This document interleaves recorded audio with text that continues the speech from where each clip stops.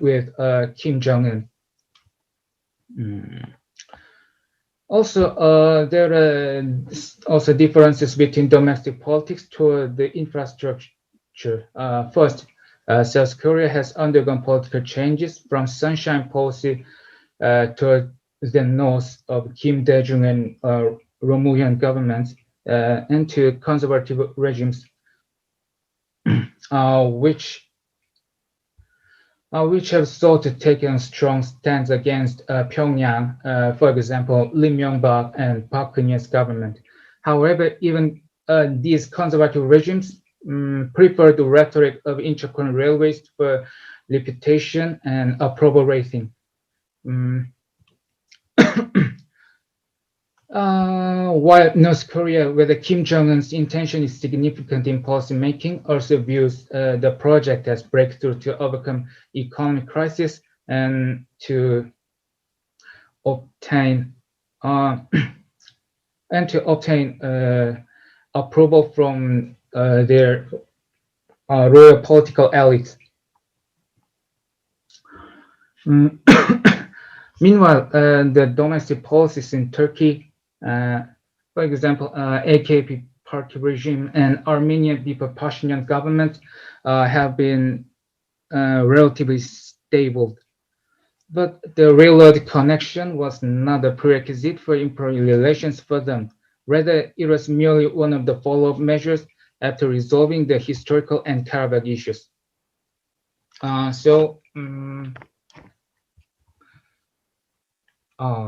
Excuse me. Yes. Conclusions. To sum up, two Koreas view each other as direct threats and partners. Both governments usually recognize each other, and non-governmental exchanges are restricted or prohibited by law. However, both Seoul and Pyongyang have not made full withdrawal of the rhetoric altogether, as the cooperation could improve image and approval ratings through economic benefits in domestic political context. On the other hand, Turkey recognized sovereignty of Armenia. Unofficial and private exchanges are active. Yet there is still no official diplomatic channel, and the political elites of both states use historical genocide issues and conflict over Karabakh to strengthen approval ratings and their reputation rather than opening borders, including Caspian Railway.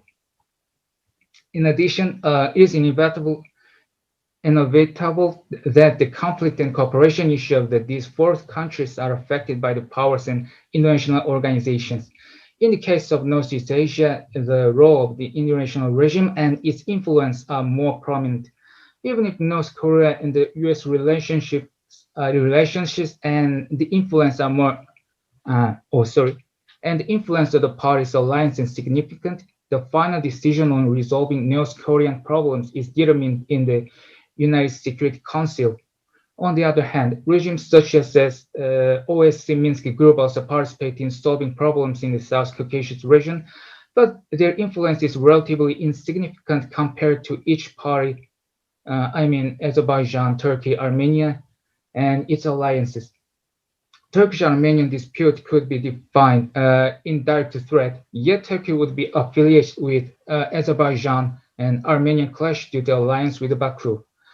Then among these different independent variables, which variable did lead the others to the same dependent variable?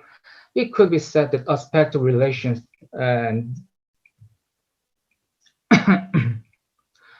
as various type of actors, for example, nation states and its alliances and international organizations fundamentally seek their interests through the principle of check and balance of power, while expecting economic growth and reduction of security threats through increased interdependence, even in the face of tangible or potential military clashes. Each party and its allies are simultaneously reluctant to changes from cooperation, which should undermine all the benefits from status quo situation. Thus, even the international mechanism established for cooperation, member states and in particular great powers compete in the system like they have been balancing power with their counterparts bilateral or in context of alliance.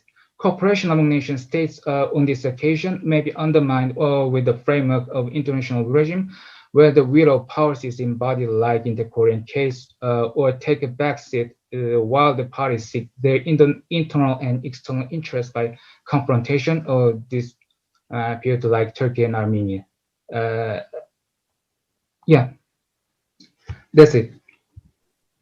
Okay, thank you very much for this thought-stimulating comparison. I bet current escalation doesn't give us much optimism about railroad uh, between Armenia and Azerbaijan soon, though. Yeah, and we can proceed with last but not least presentation by Jaime Tamayo Romero. He will talk on obstacles for peace in the Korean Peninsula, security dilemmas, and domestic politics. So, Jaime, you can hear us. Floor is yours. Yes, thank you very much for having me. Can you hear me? Yes, we do. So I prepare a small presentation for the purposes of this conference.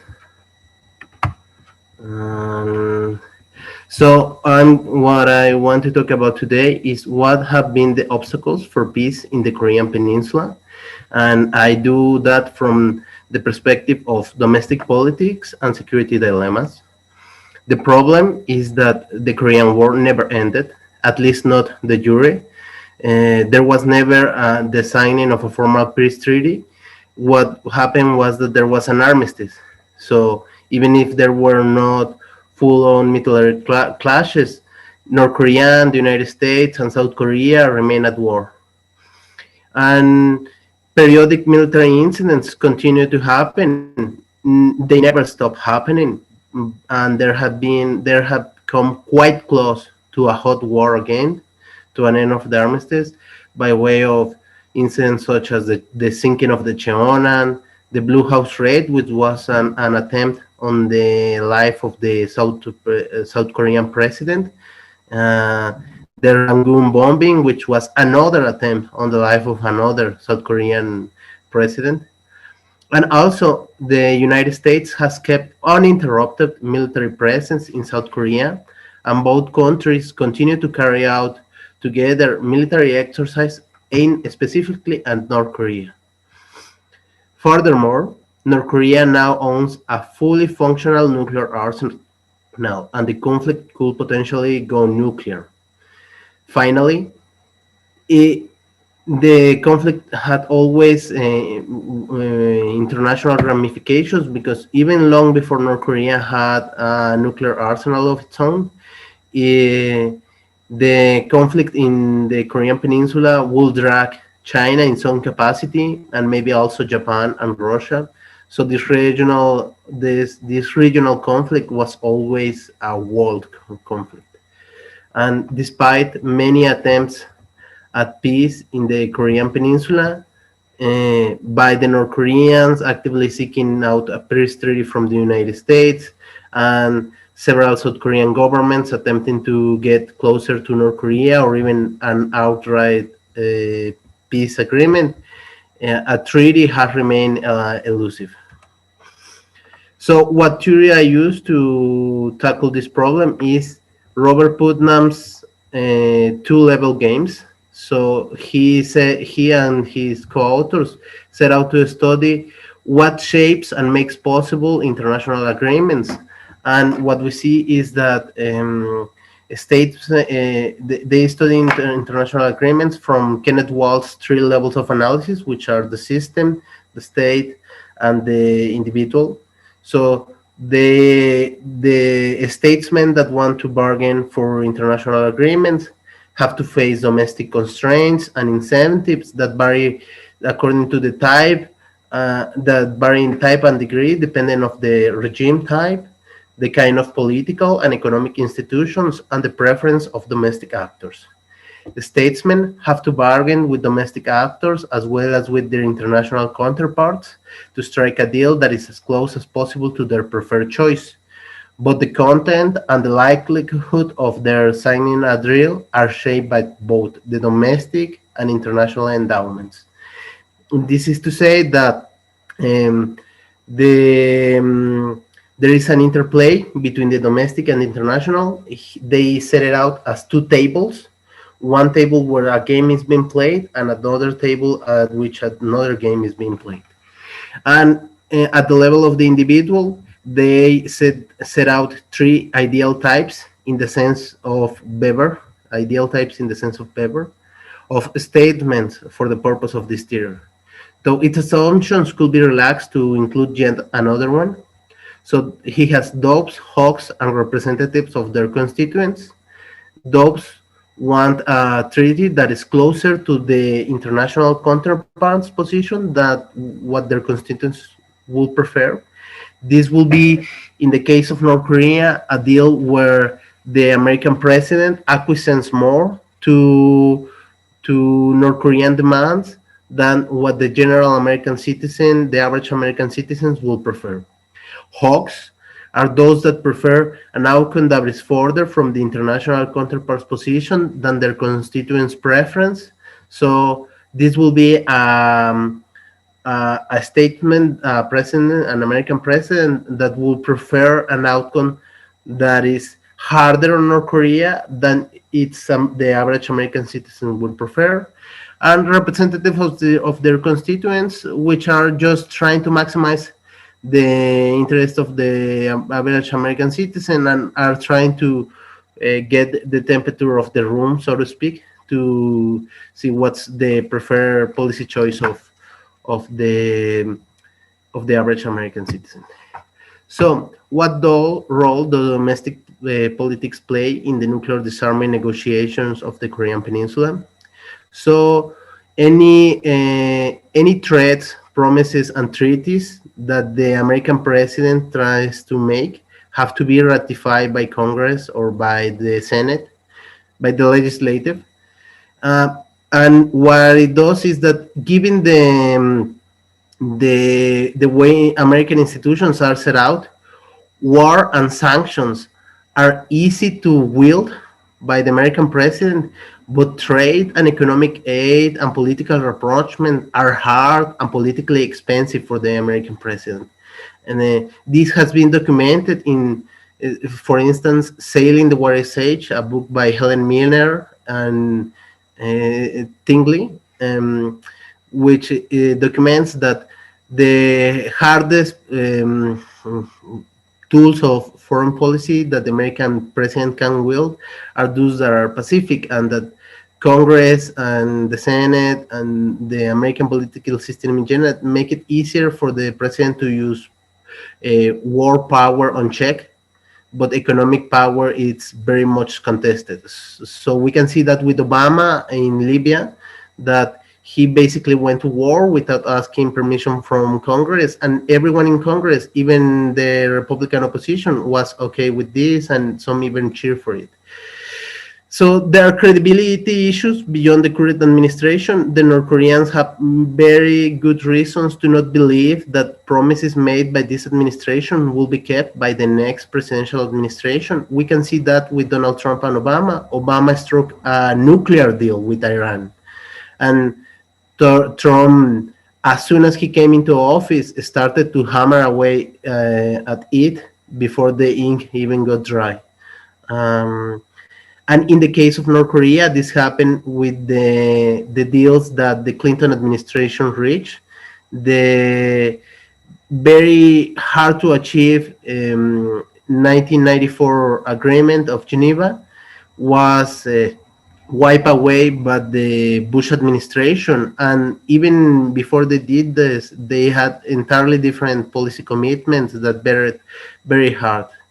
So domestic action audiences' preference for war made peace politically expensive and regime change politically profitable in the United States.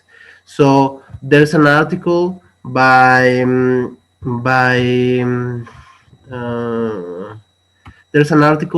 Rachel Ames-Time called "War and Revenge," explaining conflict initiation by democracies, which accounts for this. And what it basically says is that the average citizen's preference for vengeance in any given democracy help to explain why some democracies are more belligerent than others. The United States, it's by far the most war-prone democracy in all the world, and one of the many sources of this is that their citizens more favor war more than do other countries. This was also documented by Bruce Bonaway Mesquita and Alistair Smith. Um, they find positive linear correlation between the amount of people that die in war during a president's terms and how highly historians will rank them among the best American presidents and their likelihood of re-election. So we see that American presidents that tend to go to war tend to get re-elected more often and enjoy um, greater, yes, so political success. In the DPRK, this is on the American side. In the DPRK side, elite composition contributes to shape the leader's preference. Unlike the American side, there's no credible threat challenge to the leader's power, not since the 50s when Kim Il sung finally purged away all the political rivals that he had. And so, but there are different kinds of elites that try to get the leader's attention and shape policy through that. And depending of what kinds of elites, it is more amicable to peace and sometimes harder on peace. So there's also the state's monopoly over the economy as a tool of political and social control, or liberalization as a tool of economic growth. So there is a trade-off between having economic growth, but through liberalization, which endangers the regime's control of the economy and its social control.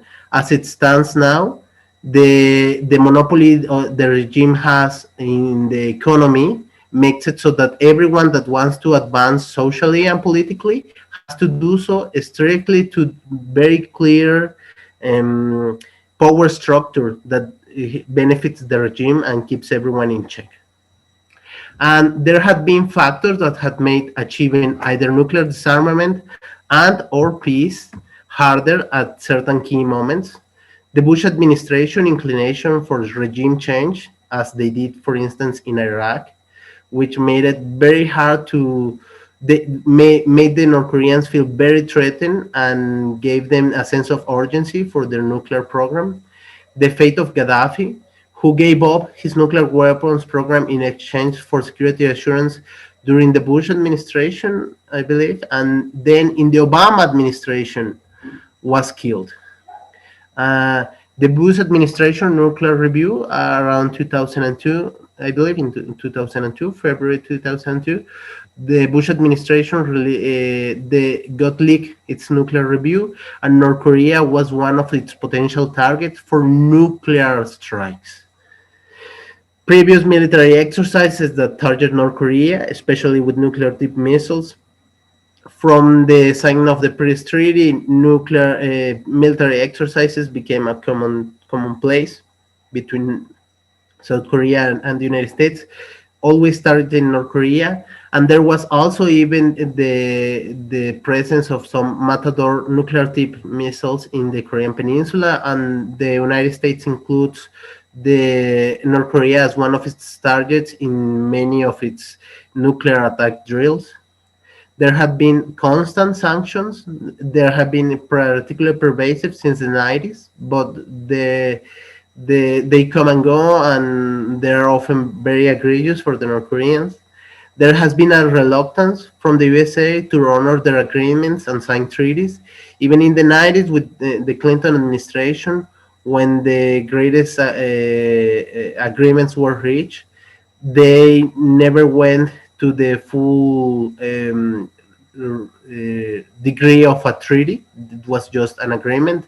And the Clinton administration dragged its feet to honor their part, such as giving their nuclear reactor and some other, and normalizing political relations, signing the Paris Treaty, and so on. The Bush administration disowned the deals that were reached during the Clinton administration and this made it even harder for disarmament and peace to occur in the Korean Peninsula. There's also the issue of hereditary power succession in North Korea. Unlike the rest of the communist bloc, in North Korea there's a monarchy, so there's there's not the prospect that power will be taken on later on by a political rival, as it happened very often in the Eastern Bloc, but rather it will be your son who will be in power. So you have every interest to guarantee his or her security, and not only that, but regime stability, so to guarantee his well-being. There's also the issue of strategic patience, which was an Obama era policy, but could very much describe all American policy from the 90s on, which was to basically wait for North Korea to collapse and to reap the political benefits in Reagan style, Mr. Gorbachev take down that wall, unification of Korea and Peninsula under South Korea will be extremely politically profitable for whatever sitting American president that oversees that. And every American president is always coveting that. Wavering political military support from China. So by far the main reason North Korea has survived so far has been its military alliance with China. It has provided some security assurances. For sure it made it harder to intervene in North Korea than say Iran or Libya. And this treaty of mutual self-defense ends in 2021. It is periodically renewed, and the Chinese had made hints that they are not willing to renew it again. And as this was a ticking bomb for the North Koreans, so they needed a strategic independence, that is to say, a way to deter the United States aggression on their own. Because let's remember, they remain at war with the United States. American fears of China's rise. So around the region, Japan, Russia, China, and South Korea, they all have a vested interest in the United States and North Korea reaching a peace treaty for there to be nuclear disarmament. China wants the the United States to not have an excuse to keep American soldiers at their door.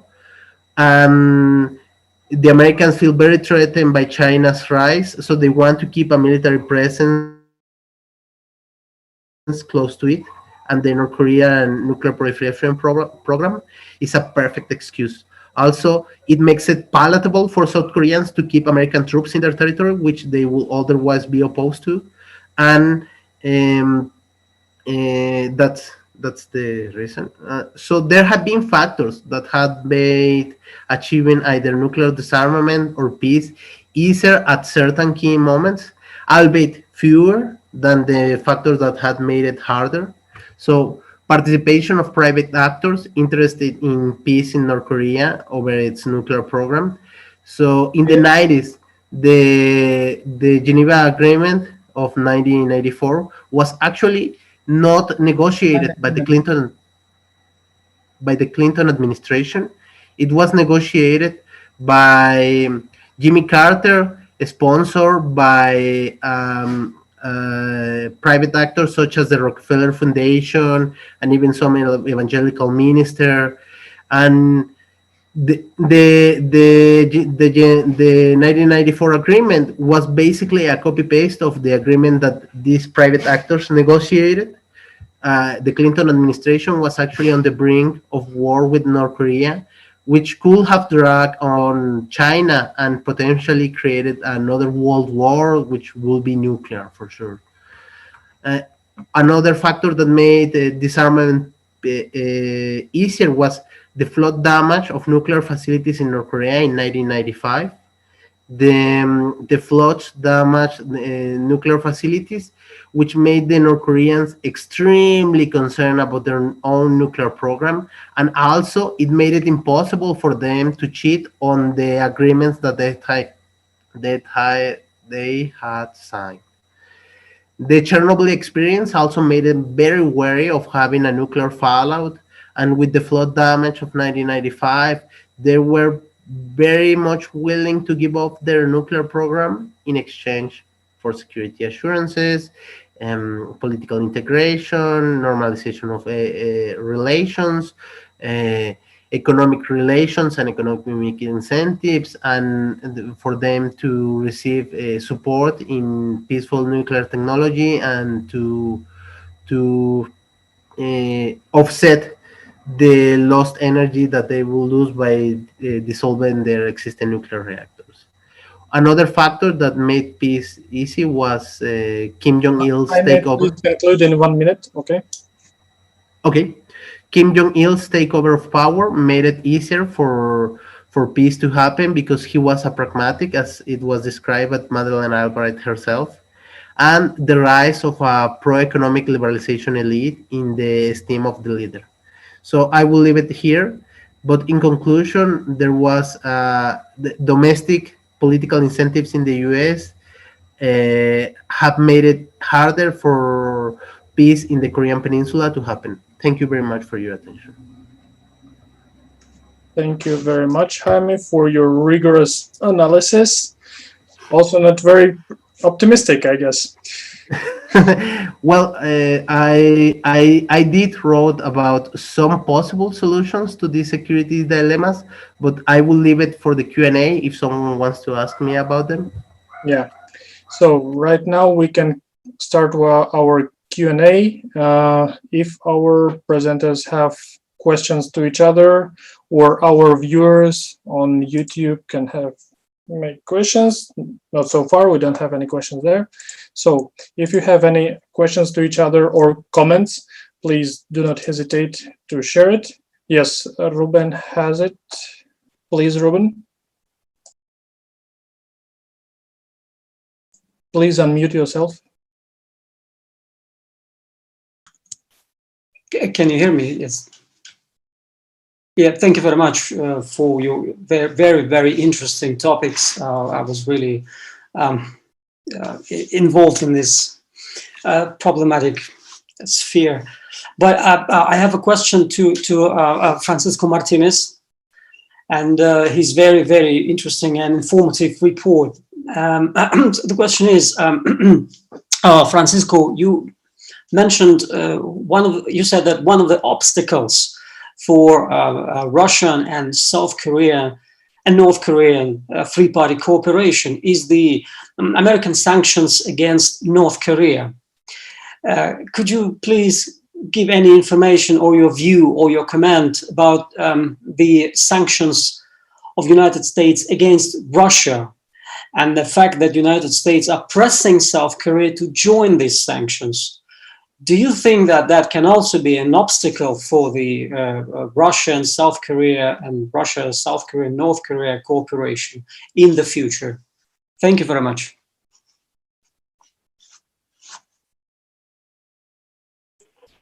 Can you hear me now? Yes. Yeah, well, sanctions right now is a very hot topic in the Korean Peninsula. We should remember when the West sanctioned Russia due to the Crimea invasion, and South Korea didn't apply any sanctions on Russia.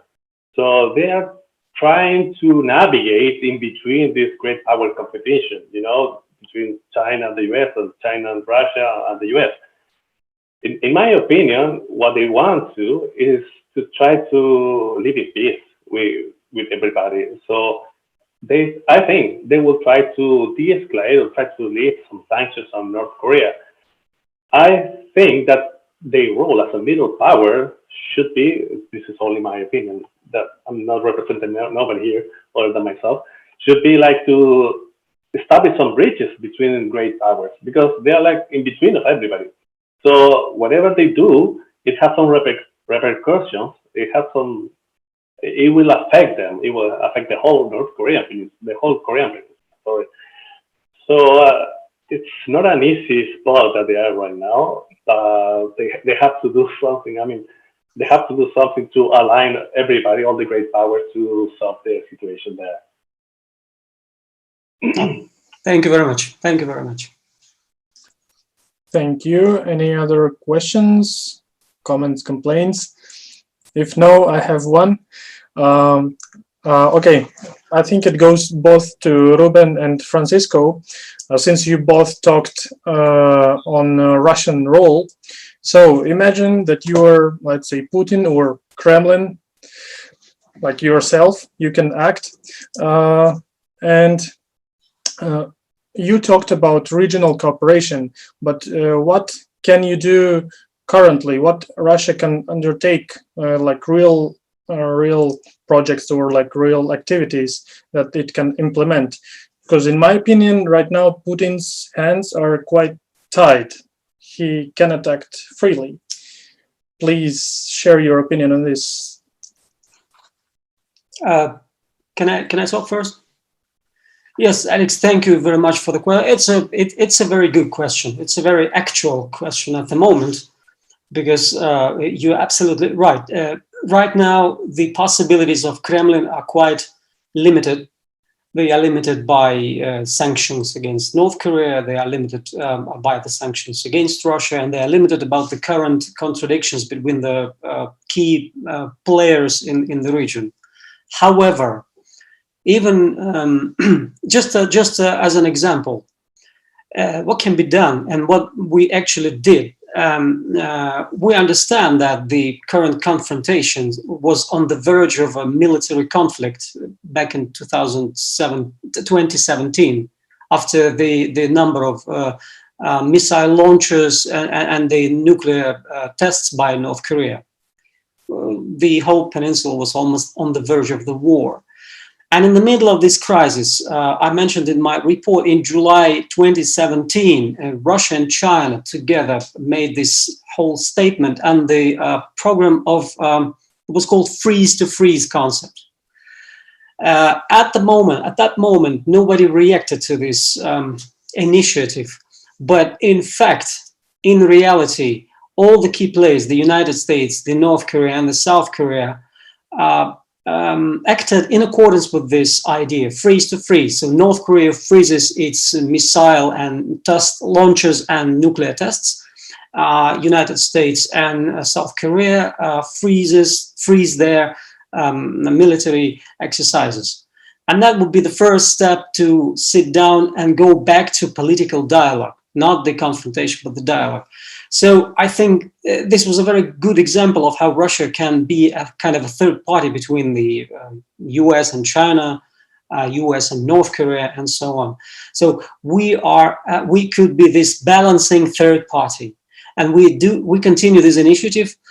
Probably you've heard that this paper was further developed, and just before the outbreak of the COVID-19, it was agreed that this document will be edited and given to all the parties, even to Japan.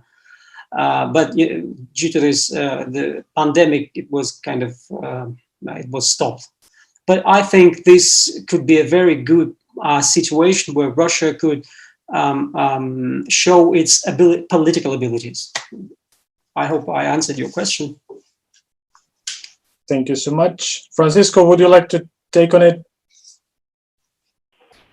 Yeah, thank you, Ruben. Very insightful, your answer. Thank you very much for it.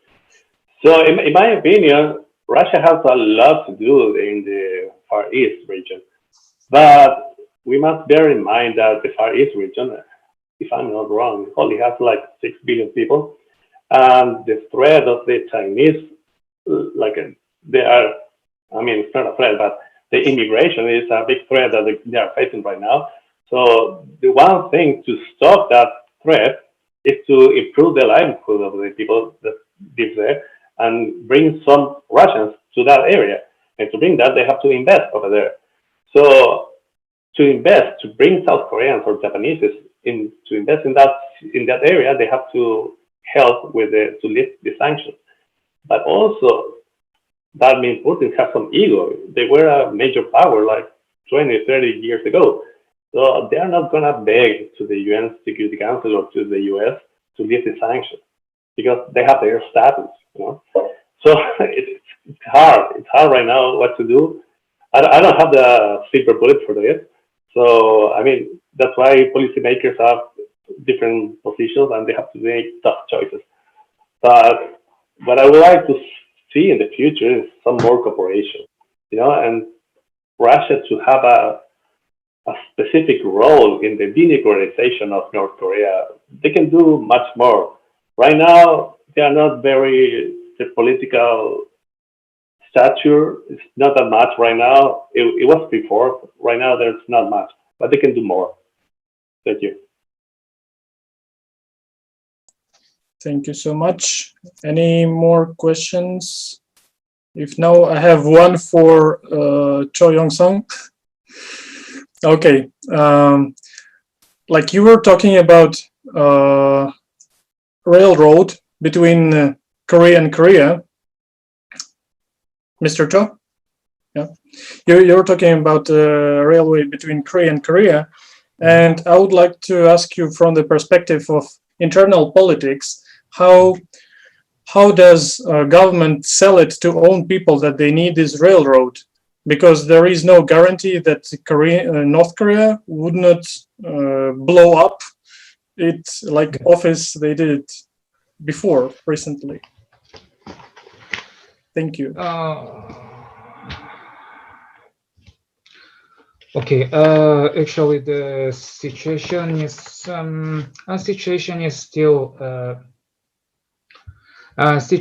still delicate after the blowing of liaison office in Kaesong, North Korea.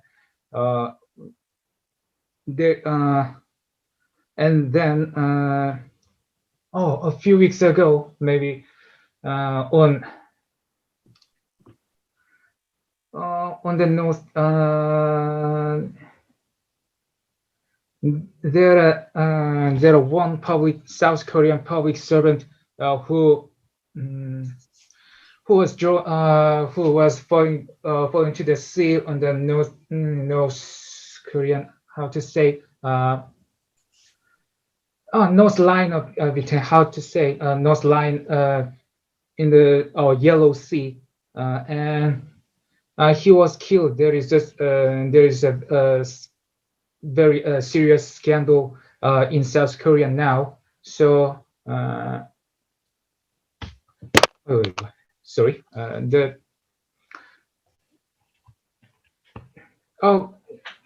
can you hear me? Yes. Yes.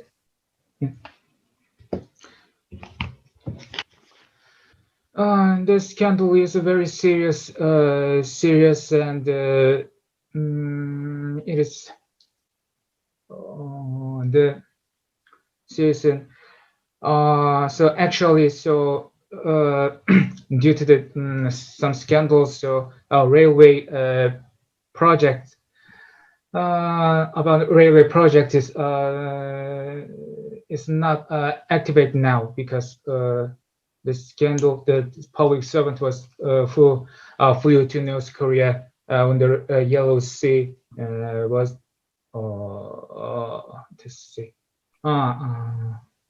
disappeared and killed. So it's going still negative, more and more negative. The situation is going.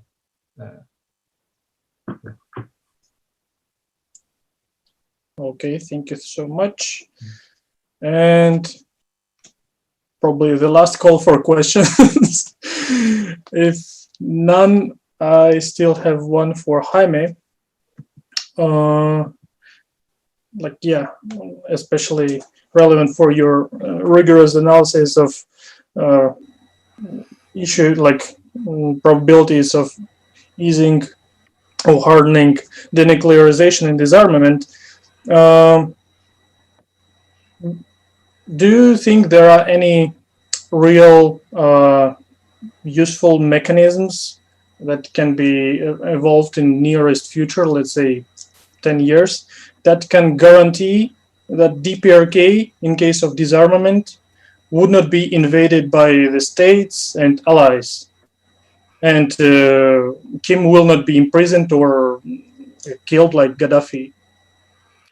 Yeah, so, well, what I will think is that any mechanism that it will be possible for the North Koreans to reduce their nuclear arsenal will have to have domestic security assurances from the United States. They have explicitly asked for a law or some ratification from the Senate and the Congress, so that the American president, past the administration that signs the treaty, will have strong domestic political incentives to honor peace with them.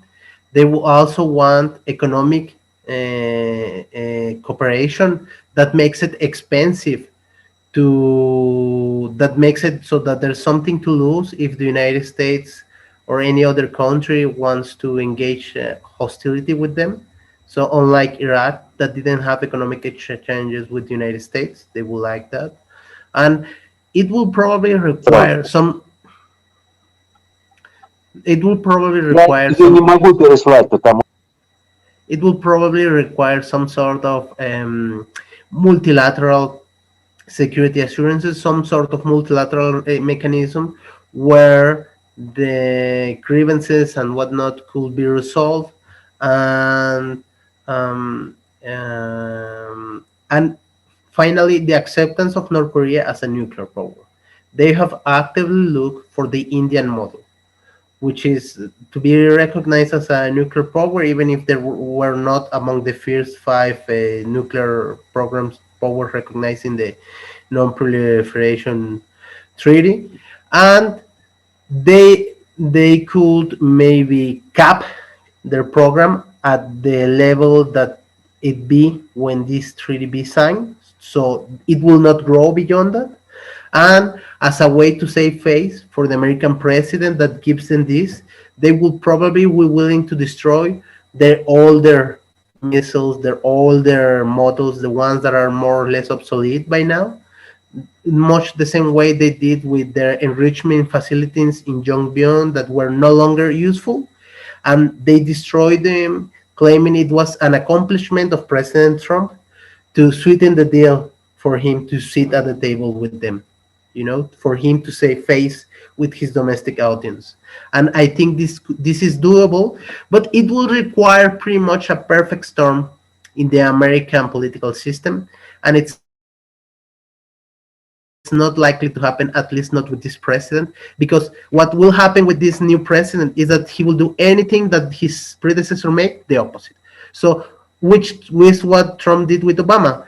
The Iran deal was not a bad deal, but to distance himself from Obama, he undid the Iran deal. And I think this is what Biden is already signaling that he will do. That he said that they will not sit at the table with dictators.